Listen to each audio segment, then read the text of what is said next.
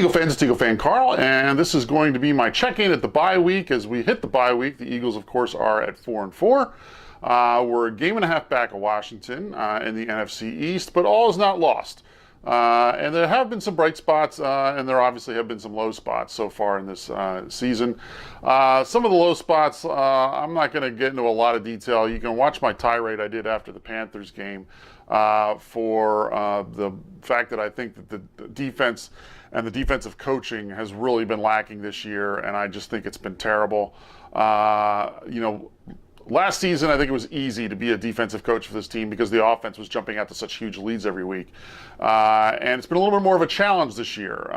Against the Jaguars last week, I got nervous based on the fact that of what had happened already twice this season, where we had blown leads. So when we showed that, we potentially were going to give up a lead again in that game, it really made me nervous. So that's one of the concerns I still have going into the second half of the season, is just whether or not this defense can really make a big stop when it really counts going down the stretch. Another thing that's really been a downer this year has been the health of the offensive line, and that's really no one's fault. It's just the way it is. The only person I could sort of blame for it is Howie Roseman and even Doug Peterson for not recognizing that a guy like Jason Peters, you just can't count on him staying healthy for a whole year.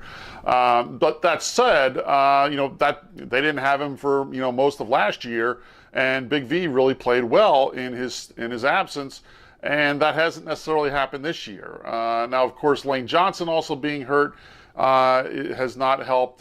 So all in all, though, it seems like Carson Wentz and before him Nick Foles was under constant pressure this season. So that's one of the things that's been a big difference between this year and last year as far as the offense is concerned, is just the fact the quarterback, whoever it's been, has not had the kind of time that Carson had last year.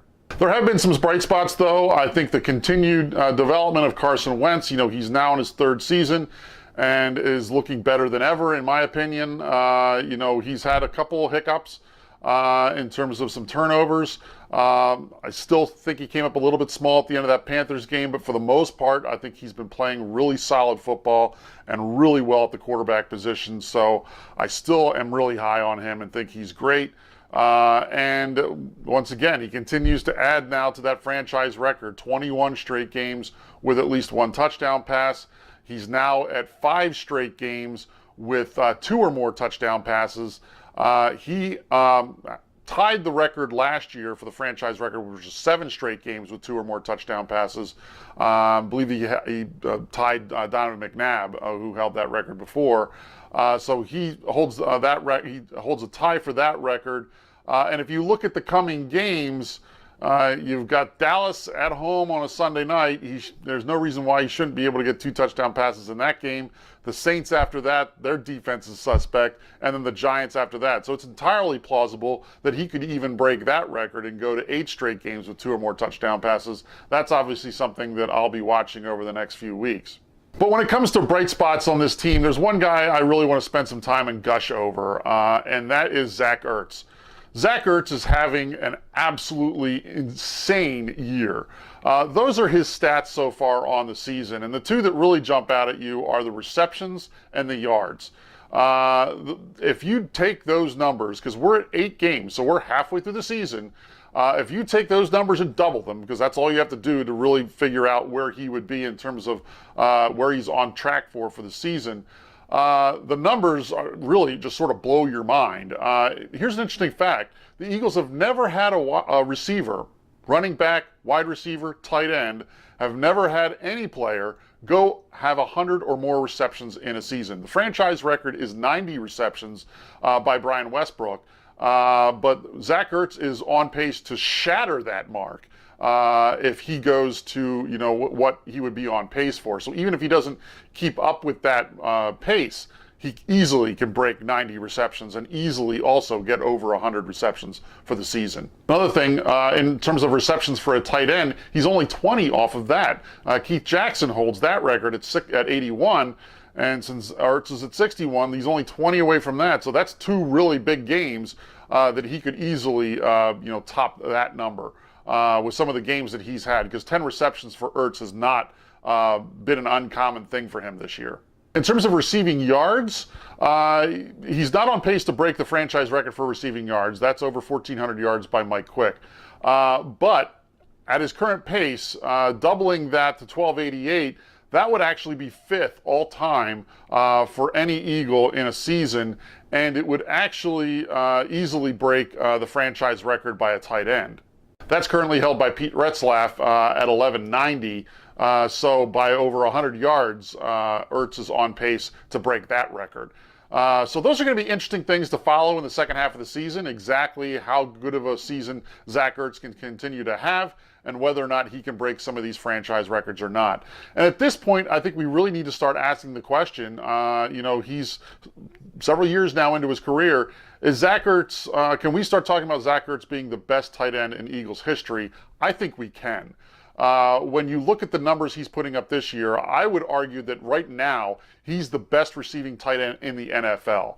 I think he's taken that mantle away from Gronkowski and from Kelsey. Those are the two guys that maybe you'd put up there with him. But I think based on the season he's having this year, right now, Zach Ertz, if the voting were to happen today, I think he's a first-team All-Pro.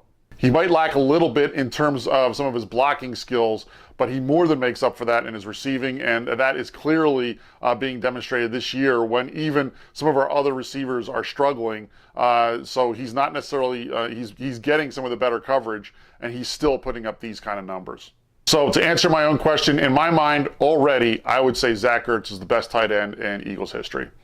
The other thing that's interesting about Zach Ertz and Carson Wentz both is a tweet that Ertz sent out, the other day when he was talking about coming out the bye week and talking about how these are the greatest fans to play for and how he loves being here. When you have guys like Ertz saying stuff like that, and then Wentz actually retweeted it and basically even agreed with that.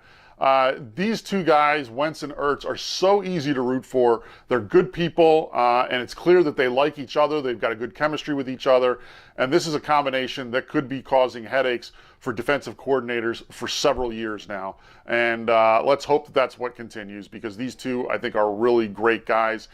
Someone that we may be looking back a decade from now saying we had the two best people at their positions in franchise history playing together. And that could very well be the case with Carson and with Zach. But of course, the real interesting thing going into the second half of the season, there's the standings in the division right now. We're a game and a half back of Washington, half game ahead of Dallas, only because we played an extra game and then they had their bye before this. They had it last week.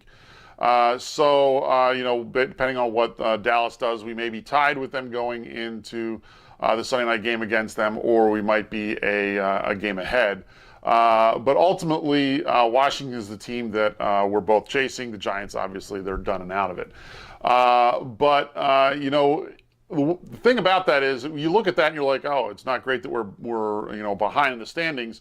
But the one thing that really sort of jumps out at you is we've got 8 games left. 5 of them are division games. So we're playing these 3 teams for 5 of the last 8 games of the season.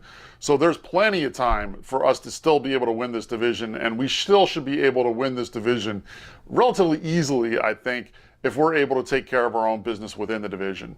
I know some of our non-division games are tough when you're talking about going to LA and to New Orleans. And then you've also got Houston coming into town as well, and they're potentially a playoff team. But those 5 division games, if we can win those 5 division games, you're already then talking 9-7. All you need to do is win one of those others, and you're at 10-6. That should easily be able to win this division. 9-7, I think, even wins this division.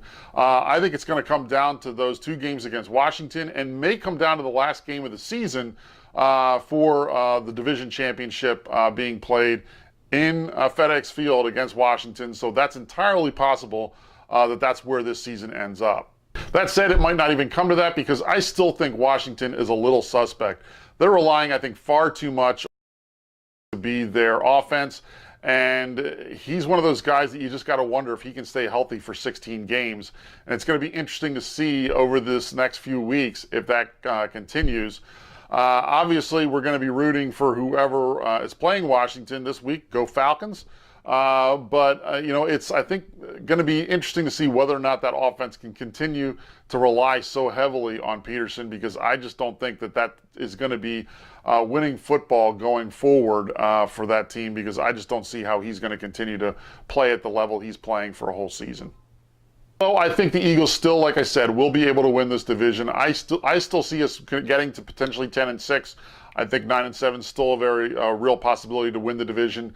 And once you get into the playoffs, this team has shown that it is good enough to win in the playoffs, so anything can happen once you get there. I know potentially if we're 9-7, obviously means we're not getting a first-round bye, so we're going to have to win probably 2 road games to get to the Super Bowl. But we'll cross that bridge when we come to it. At this point, let's win the division, get in there, and then we'll see what happens.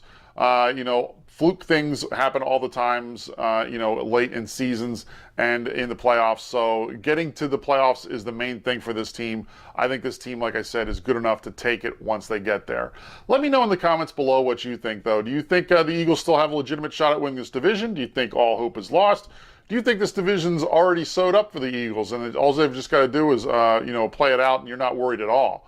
I wouldn't say I'm not worried at all, but I think I would really give the Eagles the best chance of all the teams still in the division to win it, even though they're not in first place right now.